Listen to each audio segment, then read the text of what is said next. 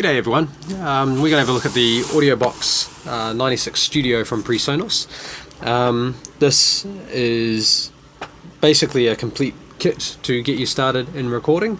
If you've got, or you'll need a laptop or a computer to plug it into and to install the software on, but if you've got those two items, or one of those two items, then you're pretty much set. This has the audio interface to receive the signal from the microphone, which is included, and obviously the cable plugging it together, and also the headphones for listening back and monitoring while you're recording, and even to help you when you're mixing on the software that's included.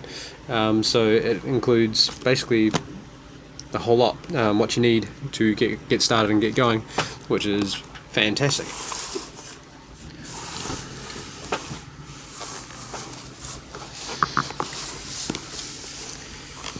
Okay, so I'm going to go right ahead and open this up and have a look at what's inside.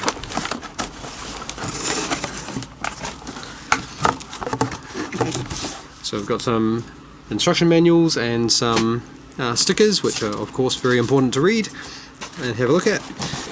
We have what appears to be the microphone in its own little baggie. We have a USB cable to attach the interface to your computer. We have the all-important microphone cable to attach the microphone to the interface. We have what appears to be some headphones, the Hd7 headphones, and here we have the audio interface itself, the heart of the setup. Let's have a look at these Hd7 Presonus headphones. So these are semi-open back headphones, which means that they allow some sound in and out of the capsule or casing here. The idea there is that, like speakers in a room, you just don't have them pushed up against your ear with nothing else around. They have room sounds. They're not so claustrophobic.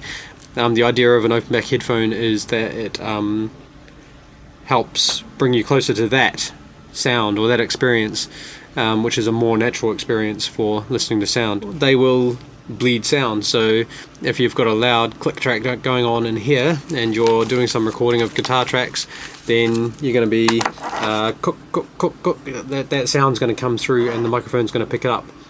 So that is a negative and something to be thoughtful of. You'll need to have the music coming back through the headphones a little bit quieter maybe than you might with closed back headphones. However, again, it's something that you can work around and you can get the best out of it. So the headphones come with a nice long headphone cable and also this adapter, so you can plug it into either style of regular headphone jack. So introducing the AudioBox USB 96. This is the audio interface from PreSonus, designed with two inputs, which are either microphone or direct instrument inputs. It also has outputs for headphones or studio monitors like these, or MIDI if you're running keyboards or sequencers or other such devices. The microphone instrument jacks are designed, or sockets are designed to take a regular microphone cable like this one. You can plug it in here like this. Otherwise, if you want to plug your guitar or a bass guitar straight in, then you can use grab this. You can plug one of those directly in there as well. So that's a couple of good options there. You also have your switch here.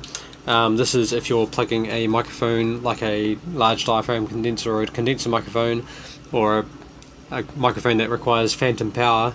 You plug it in and then turn that on to give it the extra power it needs to drive that microphone. The level dials here for input 1 and input 2. You need to pull up the gain if your signal is too quiet, or turn it down if it's too loud. That's your options there. You've got your headphone volume so you can control how loud sounds coming back for you there. And then you've got your main or monitor volume here. The mixer dial here is for a balance between what's coming back from your DAW or from your studio software versus what's actually coming into the microphones, into the microphone jacks. If you had it dialed all the way to inputs, you'd only hear in your headphones what's coming in here. If you've got it dialed all the way to the playback, you'll only hear what's coming out of the DAW. So sometimes you might want to hear a balance of the two. You might want to be able to hear the click track and the drums coming back from your DAW, and you'd still want to hear a little bit of what's coming back, say from your vocals or the guitar that you're recording. Obviously you can do these things in your DAW as well, so typically you might just have it on playback 100%, but if you want to remove any latency, which is an issue that arises when you're playing back through this device, and because of the time it takes to come from here, go into there, and then come back again, and depending on your computer speed and all that sort of thing, there will be a delay which will affect or can affect your performance. So if you're worried about your latency or delay, or if your computer's not powerful enough, then you might dial it back so you can hear what's coming in and play with good timing. A manual option for that, of course, would be to have full playback, mute what you're playing coming back at you, and just have one headphone off, one side of your headphones off while you're performing, so you can hear yourself. Okay, so we also get in the pack this PreSonus M7 large diaphragm condenser microphone. This microphone has a cardioid pattern, which means that it's going to pick up this again being this being the front of the microphone. It will pick up that, and then a little bit here. So it'll pick up a little bit of sound directly behind it, but it'll mainly pick up what's kind of to the side and in front of it. So again, it's good for positioning to face what you want to be recording, or reject what you don't want to be recording. Again, makes it very good for a project or a home studio, or a space where you don't want to capture so much of the room sound,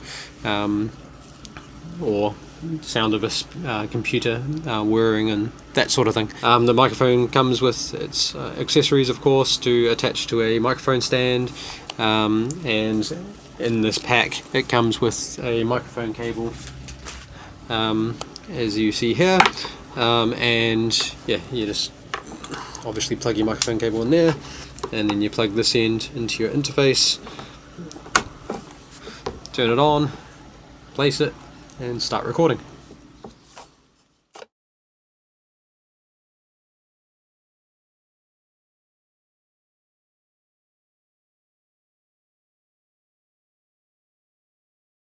Okay, so this is the PreSonus M7 large diaphragm condenser microphone. I am recording through the PreSonus AudioBox USB 96, and that is going into the computer, which is recording on Studio One, and I am monitoring using the Hd7 PreSonus headphones, which are semi-open back headphones. So I can hear a lot of what's going on in the room, because there are little gaps in the capsule of the headphone, but that means I can hear a more natural sound. I can hear what I'm doing, which is really good. Plus I can also hear the feedback of the microphone through the interface, and that means I can obviously completely hear what's going on.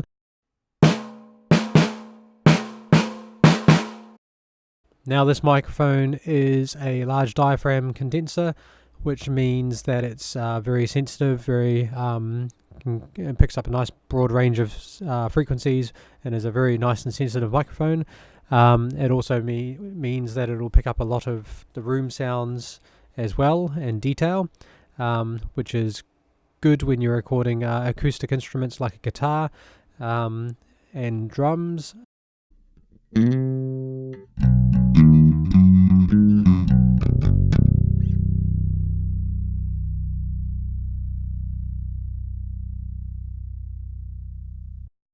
I believe, based on the detail on the front here, that it is a cardioid polar pattern or similar, which means that it's mainly picking up in front of it.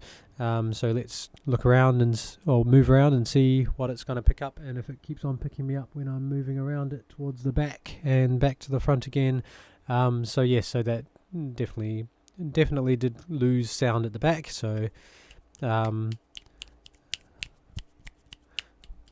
which is good, because that means that if there's anything behind what you're recording, so if a cymbal on a drum, for example, if you don't want to pick up so much of the cymbal, then it's not going to pick up so much of that. If you're recording an acoustic guitar and singer, then if you're pointing it directly at the acoustic guitar with the back of the microphone, pointing straight down at the guitar and the back pointing up towards the voice, then you're not going to pick up as much of the voice, which sometimes is what you want to be able to do, so you can mix it better later on.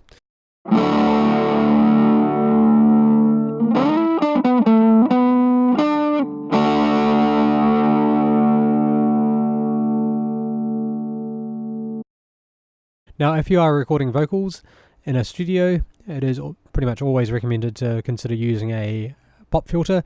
There are pros and cons to a pop filter, but one of the pros is that it will protect your microphone from moisture, and that's something that will affect the performance of the diaphragm over time.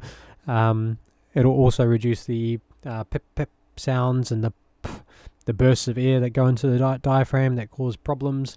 However, you may also notice that it does appear slightly muffled when there is a pop filter in front, not significantly, and you can tidy that up with some EQ later on, so it's not the worst thing in the world. However, if there is a lot of big distortions or plosives in the microphone when you're recording, they aren't as easy to tidy up later on.